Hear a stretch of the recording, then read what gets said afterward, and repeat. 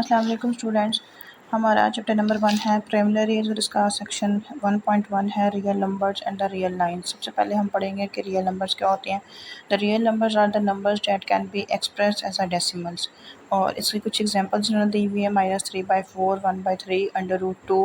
ये सब नंबर्स कौन से हैं? Real numbers. इसके अलावा आपको पता है नेचुरल नंबर्स जो होते हैं वो भी रियल नंबर्स में आते हैं। होल नंबर्स, इंटीजर्स, ये भी रियल नंबर्स में आते हैं। रैशनल नंबर्स, इर्रेशनल नंबर्स, ये भी सब जो है सबसेट होते हैं रियल नंबर्स का। इसका मतलब है कि रियल नंबर एक बहुत बड़ा सेट है और बाकी तमाम सेट्स जो हैं एक्सेप्ट कॉम्प्लेक्स नंबर के वो सब इसके सबसेट्स हैं। और रियल नंबर खुद जो है वो कॉम्प्लेक्स सेट जो होता है उसका, कॉम्प्लेक्स नंबर जो है उसका सबसेट है। तो यहाँ पे इन्होंने कुछ एग्जांपल्स भी आपको दी हुई हैं कॉम्प्लेक्स रियल नंबर्स की। उसके बाद अगर हम रियल नंबर्स को नंबर लाइन पर रिप्रेजेंट करते हैं तो जो लाइन उससे जनरेट होती है उसको कहते हैं रियल लाइन। ठीक है, तो इन्होंने ये रियल लाइन लेकर शो भी आपको करवाया हुआ है कि एक इन्होंने नंबर लाइन लिया उसके ऊपर सारा रियल सेट को अगर आप थोड़ा सा उन्होंने कुछ इंटीजर्स, कुछ नंबर्स जो हैं उन्होंने जैसे माइनस के हैं -2, -1, 0, 1, 2, 3, 4, ये इन्होंने इसको प्रेजेंट किए हैं। इसके अलावा कुछ फ्रैक्शंस -3/4, 1/3 एंड ये सब नंबर्स जो हैं उन्होंने इसके ऊपर रिप्रेजेंट किए हैं। ठीक है, तो ये क्या आ जाते हैं, ये सब जो है रियल लाइन्स को जनरेट कर रहे हैं। इसके अलावा जी के रियल नंबर्स को आर से रिप्रेजेंट करते हैं।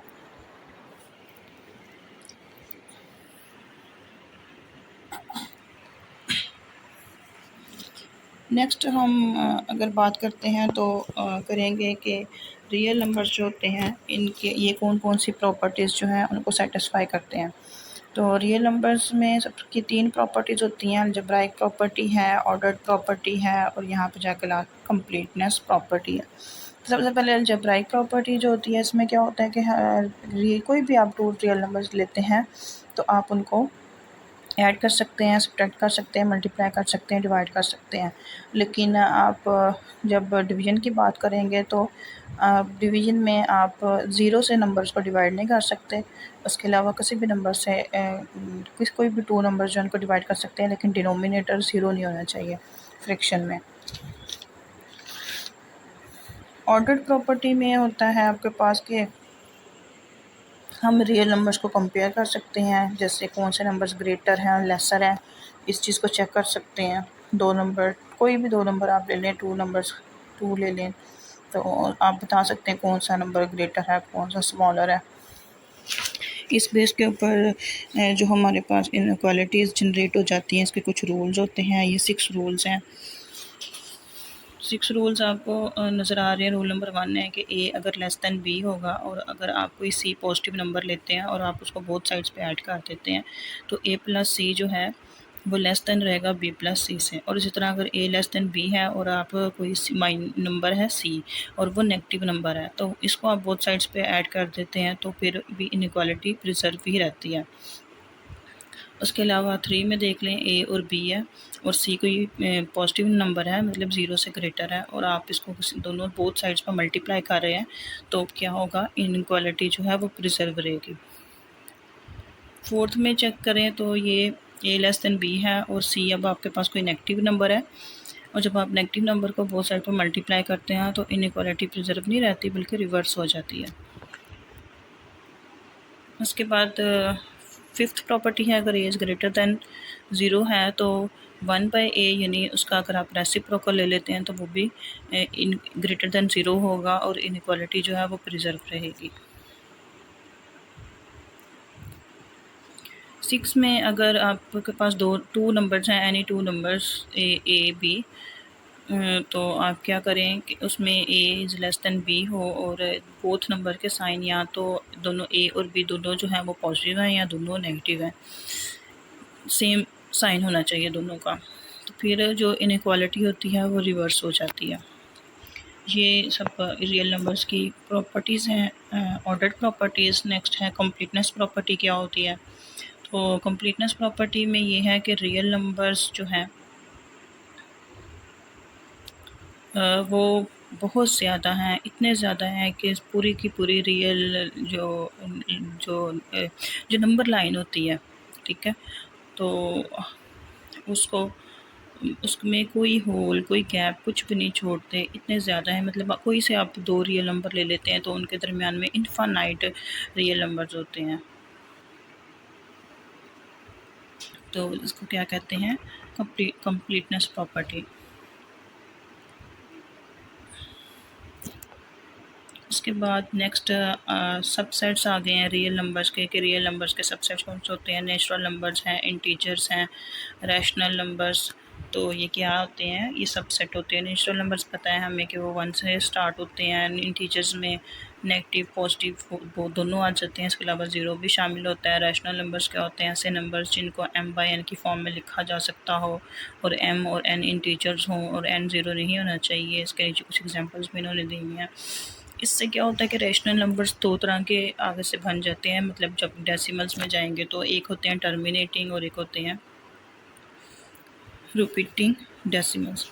टर्मिनेटिंग में ये होता है कि जब आप जो उसका डेसिमल है वो इनफाइनाइट स्ट्रिंग्स ऑफ ज़ीरो होता है। जैसे कि 3/4 है तो आप इसको डिवाइड करेंगे तो डैट इज़ 0.75 और आगे ट्रिपल ज़ीरो है कि मतलब 0 0 और ये ज़ीरो की एक स्ट्रिंग आगे से चल पड़ेगी। तो फिर हम क्या करेंगे, इसको लिख सकते हैं 0.75। इसी तरह रिपीटिंग जो होते हैं डेसिमल्स वो कौन से होते हैं, ये 23/11 की इन्होंने एग्जांपल दी हुई है। और आप देख सकते हैं कि 2 के बाद जो पॉइंट है फिर 090909 इस तरह से इसको रिपीट हो रहा है, तो हम इसको एक इस तरह से लिख लेते हैं कि 09 के ऊपर बार लगा देते हैं। तो ये दोनों केसेस टर्मिनेटिंग और रिपीटिंग जो होते हैं ये रैशनल नंबर्स में फॉल करते हैं। और रैशनल नंबर इटसेल्फ किस में फॉल करता है, रियल नंबर्स में। नेक्स्ट अगर आपके पास उन्होंने कहा है कि जो हमारे पास रैशनल नंबर जो होते हैं वो सारे के सारे क्या करते हैं, अलजेब्राइक प्रॉपर्टी को और ऑर्डर्ड प्रॉपर्टी इनको तो सेटिस्फाई करते हैं लेकिन कंप्लीटनेस प्रॉपर्टी को सेटिस्फाई नहीं करते। उसमें इन्होंने एक एग्जांपल दिया है कि जो आप कहते हैं कि √2 जो है, यहाँ पे इन्होंने एग्जांपल दी हुई है। For example there is no rational number whose square is 2, there is a hole in the rational line where √2 should be. कि मतलब आपने रैशनल नंबर्स है ना, आप इसको अगर नंबर लाइन पर रिप्रेजेंट कर देंगे सारे रैशनल नंबर्स को, ठीक है, तो आप क्या करें, तो फिर √2 आपको कहीं पे रिप्रेजेंट नहीं कर सकते 2 का स्क्वायर रूट, क्योंकि वो वहाँ पे आएगा ही नहीं रैशनल में। तो वो रिप्रेजेंट कैसे करेंगे, तो वो नंबर लाइन के अंदर एक होल जनरेट हो जाएगा, गैप है उसके अंदर। तो इस वजह से कंप्लीटनेस प्रॉपर्टी नहीं आती। कंप्लीटनेस प्रॉपर्टी में तो ये होता है कि नंबर लाइन के अंदर कोई होल या कोई गैप ना रहे, सब हर कोई से भी आप 2 नंबर ले लें और उसके दरमियान। अच्छा जी, अब हैं सेट की बात करते हैं। सेट्स क्या होते हैं, अगर आप रियल नंबर को का सबसेट लेना चाहते हैं तो सेट नोटेशन उसके लिए आप यूज़ करें सेट नोटेशन। इसी तरह जैसे हम पढ़ते हैं कि set is a collection of the objects and these objects are the elements of set. इसमें एलिमेंट्स ऑब्वियसली सबसेट है वो रियल नंबर्स का है, तो फिर उसमें जो एलिमेंट्स होंगे वो भी रियल नंबर्स ही होंगे, ठीक है। तो सेट नोटेशन एलिमेंट होगा तो हम उसकी नोटेशन बिलोंग्स की यूज़ करेंगे, और अगर वो सेट एलिमेंट का नहीं होगा, एलिमेंट का जो है वो सेट का नहीं से बिलोंग करता होगा, तो हम नॉट बिलोंग का सिंबल जो है उसको यूज़ करेंगे। इसी तरह हम 2 सेट्स की यूनियन इंटरसेक्शन को भी सेम जैसे हम करते हैं उसी तरह ही है। एम्प्टी सेट क्या होता है, दैट कंटेन्स नो एलिमेंट, ठीक है।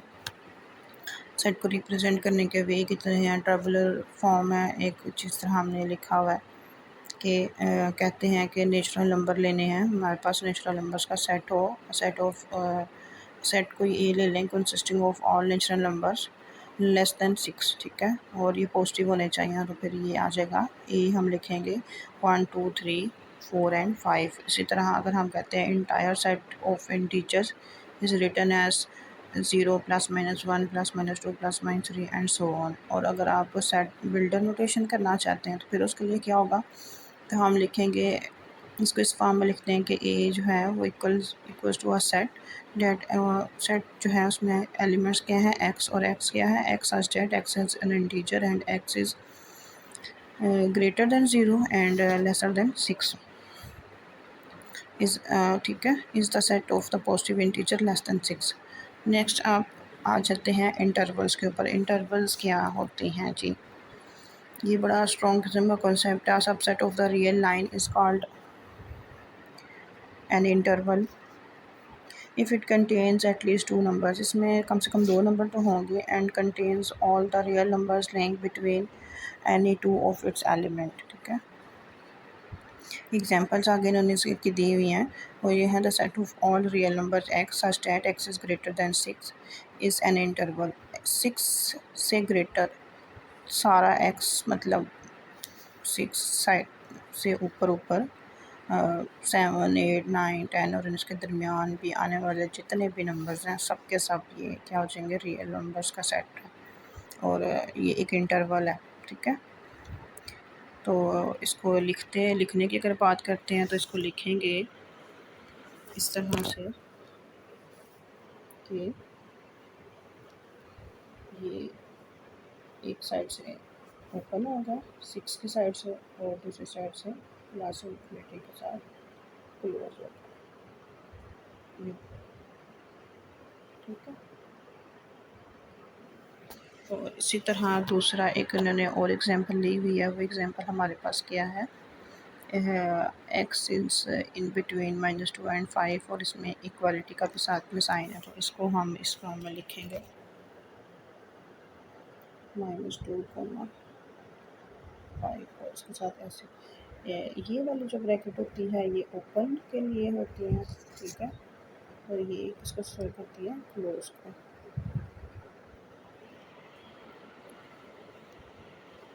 ठीक हो गया, अच्छा जी।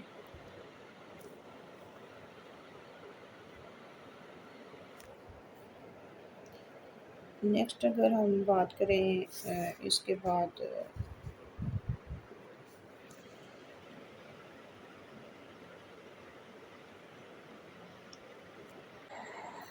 नेक्स्ट जी हमारे पास आ जाता है इंटरवल ऑफ नंबर्स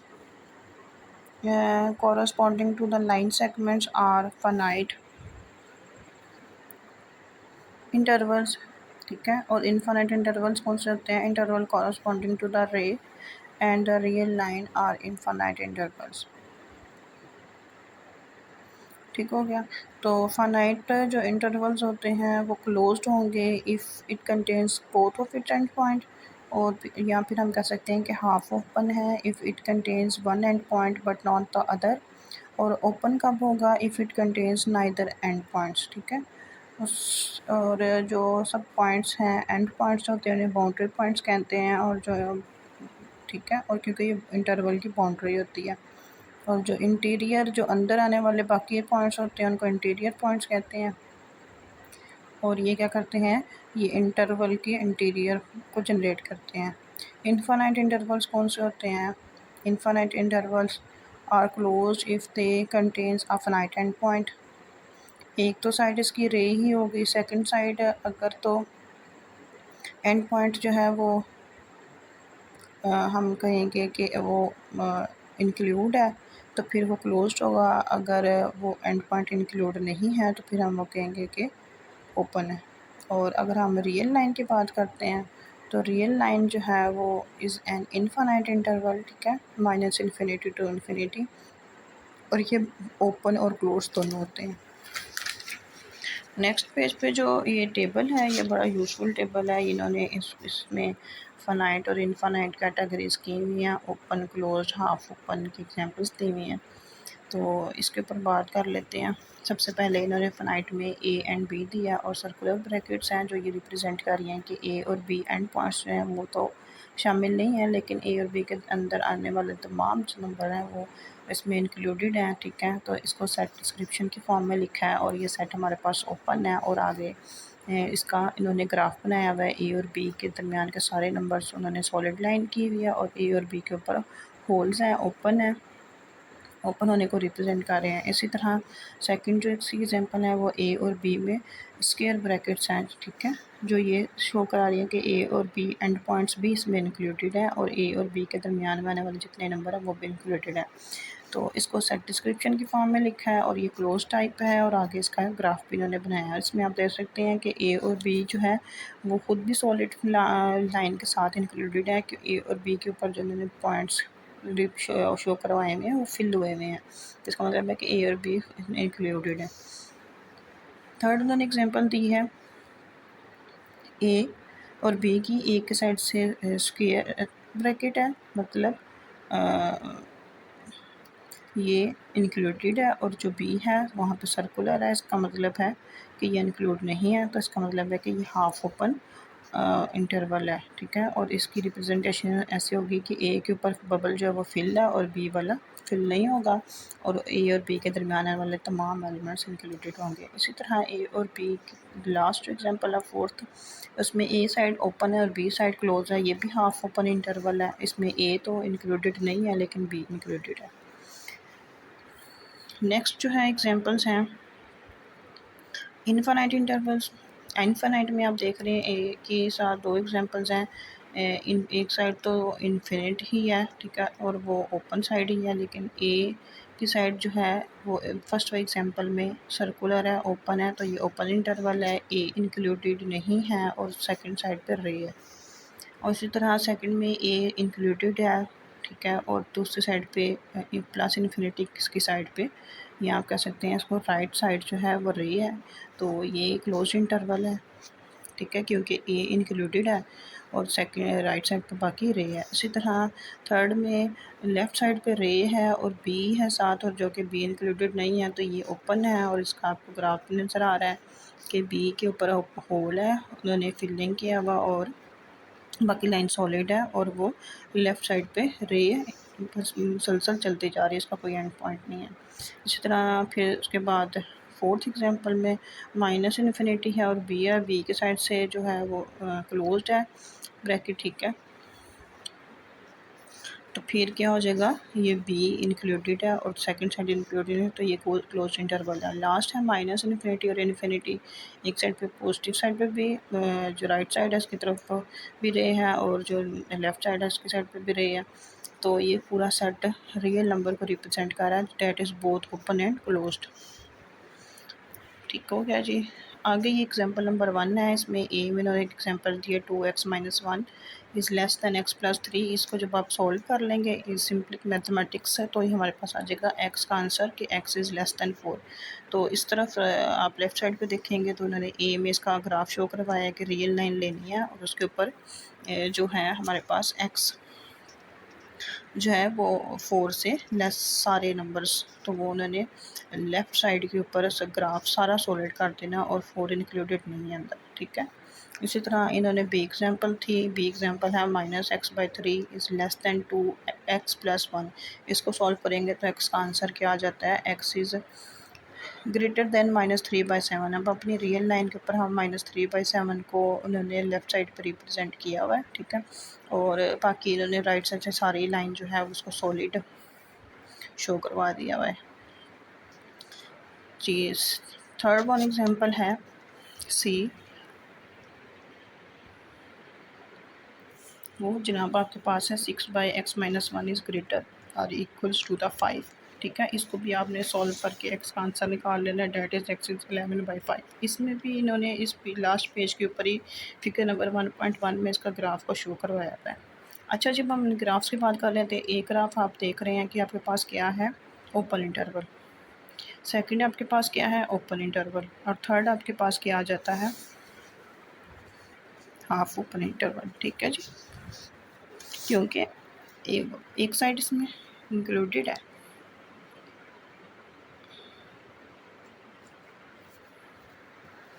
अच्छा जी, उसके बाद 11/5 जो है ना, एक्चुअली वो एंड पॉइंट है ना एक रे का, और वो इंक्लूडेड है, तो इस वजह से ये हाफ ओपन इन्होंने लिखा है इसको इंटरवल, ठीक है। उसके बाद आप कह सकते हैं और एक एक्स का आंसर नेक्स्ट एब्सोल्यूट वैल्यूज़ क्या होती हैं हमारे पास, ठीक, इसको आप चेक कर लेते हैं।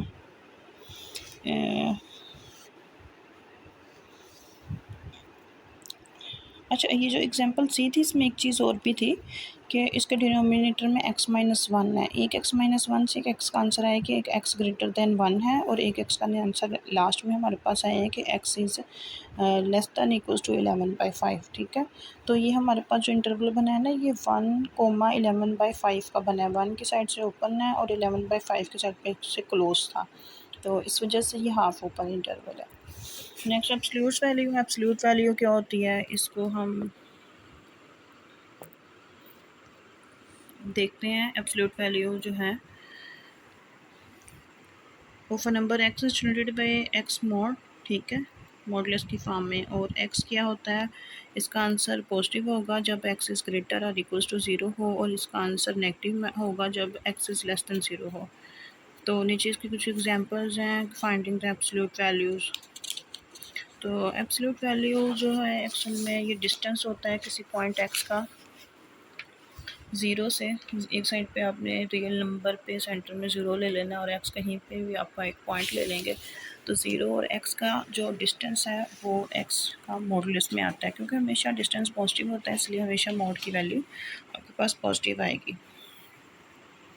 इसके अलावा नीचे उन्होंने आपको एक एग्जांपल दिया है कि एक्स मोड जो होता है वो क्या होता है, असल में होता क्या है। X mod is under root square root of x2, ठीक है। और इसी तरह नीचे एक और एग्जांपल है, उन्होंने लिखी हुई square root of a square. इसका आंसर अगर आप इसको सॉल्व करते हैं तो हम लोग लिखते देते हैं +-a, ठीक है। इसको आप मॉडुलस ऑफ ए पे लिख सकते हैं। लेकिन अगर हम सिर्फ ए ही इसका आंसर लिख देंगे तो वो सिर्फ तब हम लिख सकते हैं जब हमें ये पता हो कि ये हमेशा पॉजिटिव है, नेगेटिव नहीं हो सकता, तो हम इस तरह लिख सकते हैं, अदरवाइज़ नहीं। या फिर हम लिखेंगे +-a, या फिर आप इस तरह से ए के साथ मोड लगा दें।